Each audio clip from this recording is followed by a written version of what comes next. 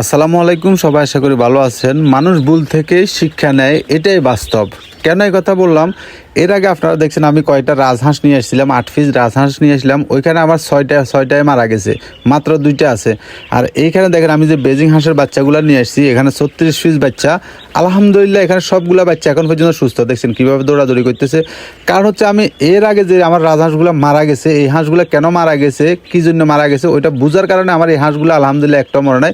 কারণ হচ্ছে আমি ওই যে রাজহাঁসগুলো নিয়ে আসছিলাম, ওইগুলোকে আমি কি এই যে এখন যেরকম লাইট জ্বালায় রাখছি, এরকম লাইট জ্বালায় ওইগুলোকে তাপ দিই নাই। না দেওয়ার কারণে ওই হাঁসের বাচ্চাগুলো কি 6টা মারা গেছে, মাত্র 2টা আছে। তো আপনি যে কোনো একটা কাজ করতে গেলে সর্বপ্রথম আপনি ভুল যদি করেন, ওই ভুল থেকে কিন্তু আপনি শিক্ষা নিতে পারবেন।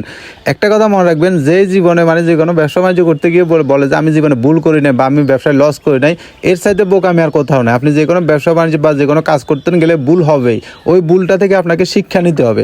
আর এই যে এখানে যে আমি 36 পিস যে হাঁস নিয়ে আসছিলাম, আলহামদুলিল্লাহ হাঁসগুলো এখন পর্যন্ত সুস্থ। আর এগুলোর আমি এই যে বোতল দেখতেছেন, এই বোতলে করে পানি দিই, মানে এদের যেন গা কোনোভাবে না ভিজে। মানে যার কাছ থেকে হাঁসের বাচ্চাগুলো নিয়ে আসছি, আমি ওনাকে বলছিলাম যে ভাই এগুলো যেন না মরে বা আমি কীভাবে এগুলোর পরিচর্যা করতাম, আর ওইরকম আমার একটা সাজেশন দেন। তখন উনি আমার এইরকম কাক 2টা দিয়েছিল, বলছে দেখেন এগুলা যদি ঠান্ডা লাগে বা পানিতে ভিজে যায় এই মুহূর্তে, তাহলে কিন্তু সমস্যা হয়ে যাবে।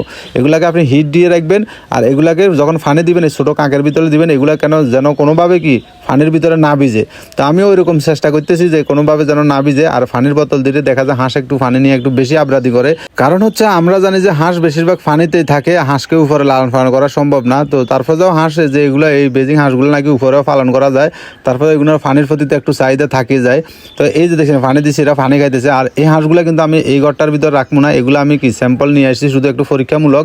এই হাঁসগুলো 45 দিনে কি 3 কেজি 3.5 কেজি হয় কিনা এগুলো দেখার জন্য মূলত আমার নিয়ে আসা। আর যদি এগুলো যদি ভালো গ্রোথ আসে বা দেখা যায় যে 45 দিনের ভিতরে যদি 3 কেজি 3.5 কেজি হয়ে যায়, তাহলে ইনশাআল্লাহ আমি আরও কি 400-500 হাঁস নিয়ে আসবো, যেটা আমার নিচে পুকুর আছে, ঘর আছে, ওইখানে লালন পালন করার জন্য। আর এখানে এগুলো হচ্ছে পরীক্ষামূলক আর কি। তো আমি এর আগে অনেকবার ইউটিউব ফেসবুকে বা অনেকের ভিডিওতে দেখছি যে এগুলো 3 কেজি 3.5 কেজি হয়ে যায়, ওইটাই পরীক্ষা করার জন্য এখানে নিয়ে আসছি। আর আলহামদুলিল্লাহ এখন পর্যন্ত সবগুলো বাচ্চা সুস্থ আছে। আর আজকে আমি ওই লোকের কাছে গেছি আরও কিছু বাচ্চা নিয়ে আসার জন্য, মানে বেজিং হাঁসের বাচ্চা আরও কিছু নিয়ে আসার জন্য।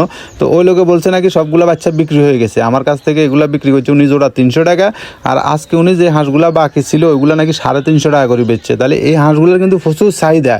কিন্তু দেখা যায় যে এই হাঁসগুলার আপনি খামার করে এগুলো যখন বড় করবেন, তখন বেচতেন গেলে কীরকম হয়, তখনকার জন্য কি অপেক্ষা করতে হবে। যেহেতু আমি 36 পিস আনছি, আমি একটু অপেক্ষা করে দেখি যে আসলে যে এগুলার বাচ্চার এত পরিমাণে দাম, বড় করে বিক্রি করলে এগুলো কত টাকা লাভ হয়, কী আসে বিষয়, এটা দেখতে হলে কি আরও কিছুদিন একটু অপেক্ষা করতে হইব। আর এখানে দেখেন মানে হাঁসের বাচ্চাগুলোকে একটু দুষ্টাইম করতেছে, ওরা ফানি ফাইলে মানে দৌড়ায় যে কী দৌড়ানি দেখছেন, মানে দৌড়াইতে আছে শুধু। তো দেখা যাক এই হাঁসগুলোর ভিতরে আমার লাভ হয় না লস হয়। তো সবাই ভালো থাকবেন, আল্লাহ হাফেজ।